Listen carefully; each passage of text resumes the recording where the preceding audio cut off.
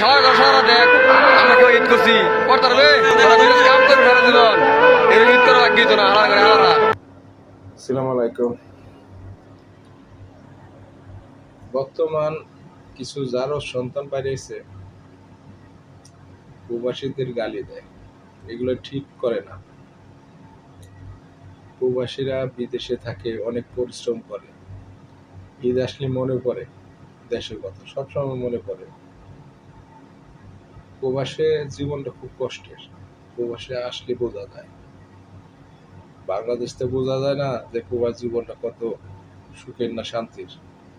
আর প্রবাসীদের গালি না দিলে তোরা বাঁচস না? তোরা কি ভালো মানুষের সন্তান? মনে হয়তো না।